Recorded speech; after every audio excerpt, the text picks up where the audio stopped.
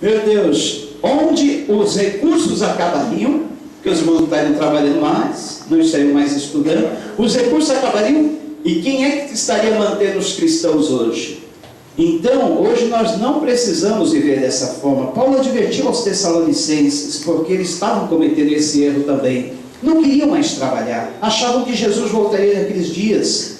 Mas a melhor forma de nós vivermos é, enquanto trabalhamos, enquanto estudamos, enquanto estamos indo no nosso dia, na nossa vida, cumprimos a missão, a grande comissão de Jesus, que é indo por todo mundo pregar o evangelho a toda criatura. Eu não gosto da palavra ide, porque ela não é correta. A melhor tradução é indo, porque quando se fala ide, dá a impressão que eu e você temos que ir em algum lugar. Havia uma década, 2 décadas passadas, uma febre de missões. Pessoas afluíam para os seminários, os institutos bíblicos, todo mundo queria ser missionário.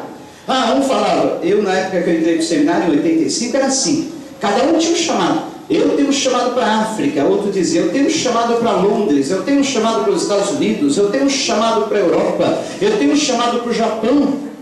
Interessante que era sempre os países mais desenvolvidos e as cidades melhores do planeta.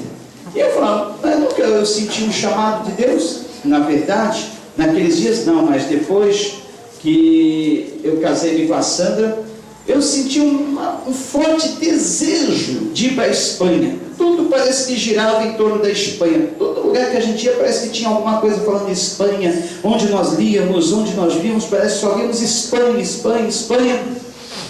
Mas na verdade, descobrimos depois que era um desejo do nosso coração, não era a vontade de Deus. Logo que eu me converti, eu tive uma visão. Eu caminhava pelas ruas lá do bairro que eu morava, o bairro do Mandaqui, na capital de São Paulo, Zona Norte.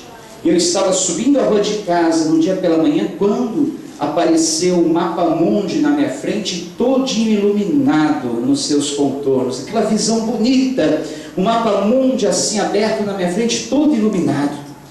E Deus começou a usar vasos e mais vasos, todo lugar que eu ia, onde eu estava, Deus levantava o vaso e dizia, eis que eu te vejo pregando na Europa, nos Estados Unidos, na África, na Ásia, em vários países. E aquilo ia queimando meu coração. E eu não via a hora. Jesus me envia, eu quero ser enviado, eu quero cumprir o seu ide.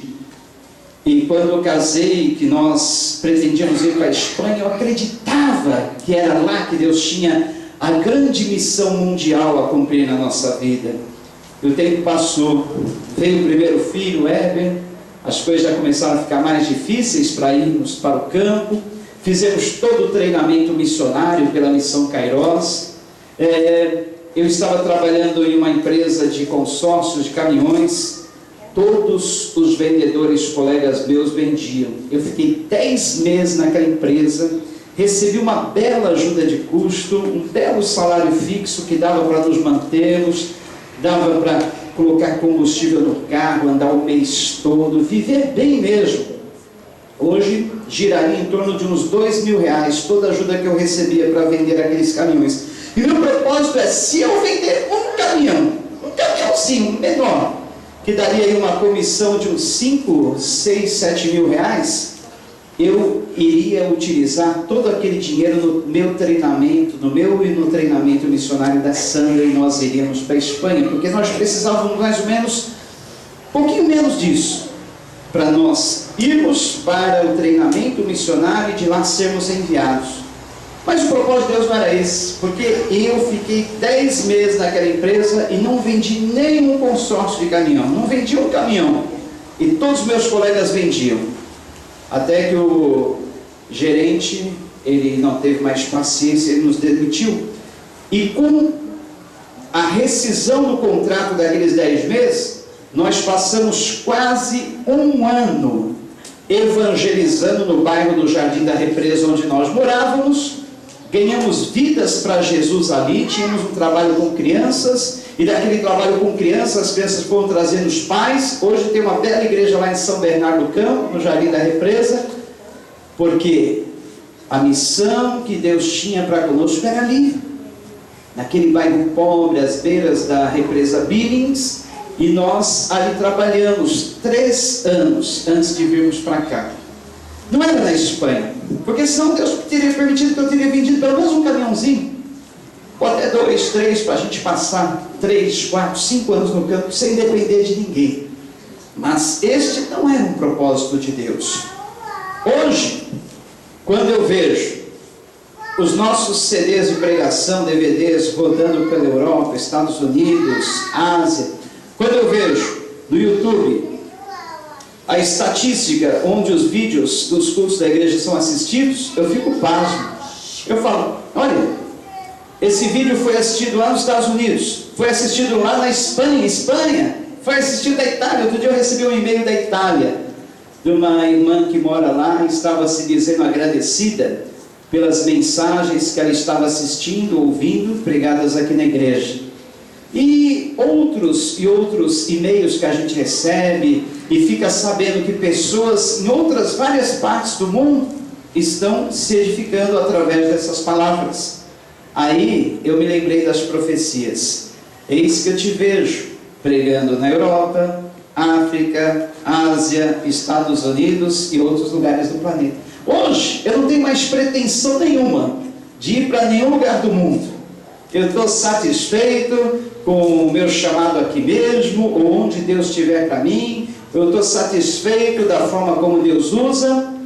E antes eu tinha aquela pretensão, hoje eu não tenho mais, porque eu sei que o melhor lugar para nós estarmos é o centro da vontade de Deus. E quando nós estamos no centro da vontade de Deus, temos satisfação, temos paz, temos tranquilidade e temos a certeza que estamos no lugar onde Deus queria que estivéssemos. Eu tenho a plena certeza que hoje, aqui onde nós estamos, é o lugar que Deus queria que estivéssemos. E estamos prontos para estarmos, enquanto indo pelo caminho, andando por essas ruas, indo ao banco, indo à loja, andando pelas ruas, onde estivermos, dizermos, olha, eu sou um cristão, sem abrir a boca, somente pela nossa atitude, somente pelo nosso portar. Isso não tem nada a ver com a roupa que vestimos, que eu ando de camiseta, ando de bermuda por onde eu vou, não tem nada a ver com o aspecto que nós usamos, se é cabelo, se é barba, não tem nada a ver, mas é com as nossas atitudes. Porque hoje, infelizmente, a coisa que mais nós ouvimos nos nossos dias é: aquele lá é cristão? Ele comprou na minha loja, não pagou. Aquele lá é irmão? Ixi, que mau testemunho que ele dá, fala palavrão, mexe com as mulheres na rua, ele bate na mulher em casa, faz isso, faz aquilo.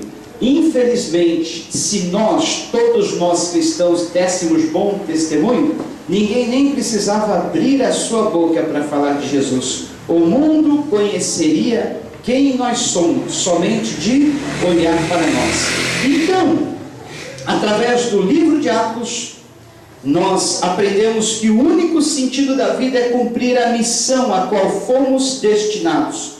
Existe em Atos, capítulo 20, versículo 24, pode abrir a sua Bíblia aí, que olha que versículo lindo, que palavra bonita, ditas pelo apóstolo Paulo. Atos 20, 24 diz assim: porque, todavia, não me importo, nem considero a minha vida de valor algum para mim mesmo, se tão somente puder terminar a corrida e completar o ministério que o Senhor Jesus me confiou, de testemunhar do Evangelho da graça de Deus.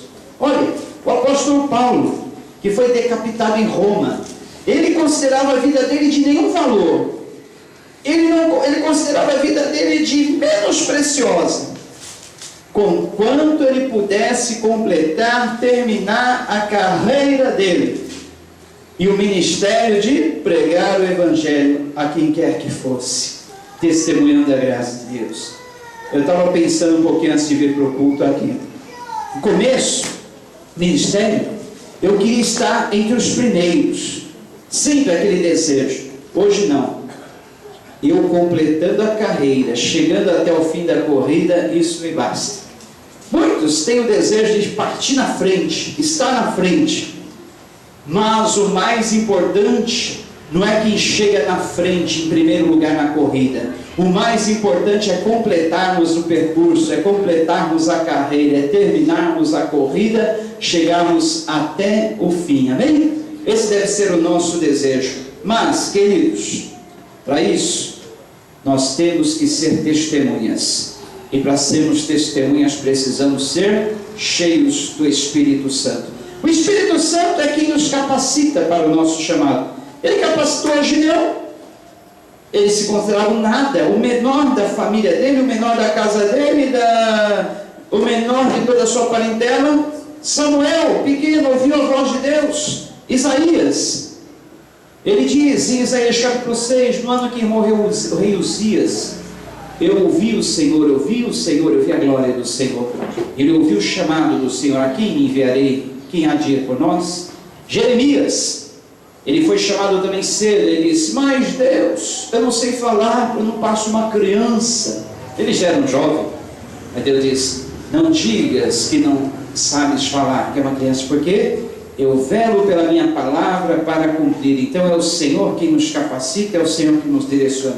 Cadê o Ézero? Está aí? O Ézero não está aí hoje não, né? Lembram? Quem que se lembra?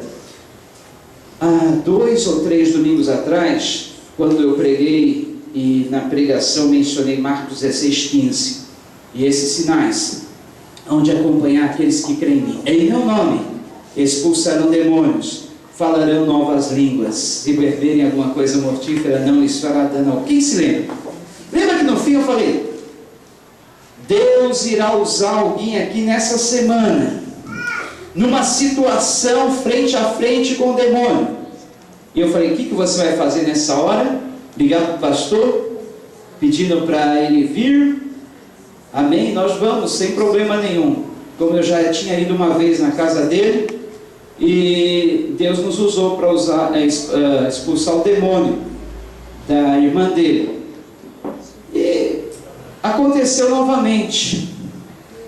Só que dessa vez, não sei se foi na mesma semana, na semana seguinte, dessa vez, ele lembrou-se.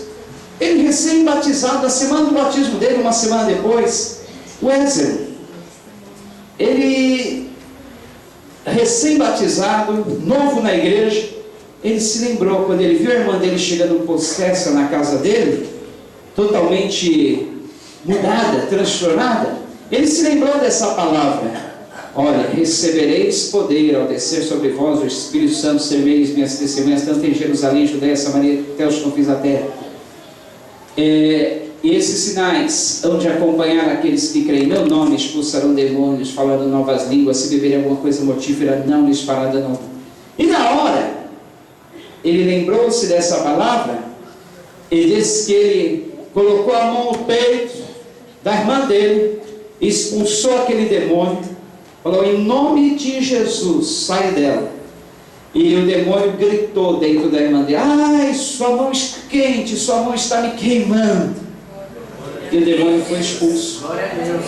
Depois de uns 10 minutos ali de batalha ali no chão, foi o mesmo tempo que aconteceu quando eu fui até lá. Um demônio terrível que pegava a irmã dele, fazia ela se esgueirar pelo chão, embaixo dos móveis, feito cobra. Mas ele não teve medo. Ele nem pensou em chamar o pastor. Ele falou: o pastor falou que Deus iria usar alguém numa situação dessa, então creio que sou eu. E ele foi, repreendeu o demônio, expulsou em nome de Jesus, e a irmã dele ficou liberta. Olha que maravilha! Olha só, isso eu falei: olha, isso foi uma experiência para você, jovem, para você saber que Deus usa quem Ele quer, como Ele quer, onde Ele quiser. Não, olha, ele recém-convertido na igreja, se batizou agora no último batismo. Então quer dizer que o poder do Espírito Santo está em todo aquele que crê. Todos nós que cremos, todos nós que já recebemos a Jesus, temos o Espírito Santo de Deus. E se temos o Espírito Santo de Deus, podemos fazer as mesmas obras que Jesus fez: impor as mãos sobre os enfermos, eles serem curados; repreender os demônios, eles serem expulsos. Podemos fazer as mesmas obras que Jesus fez.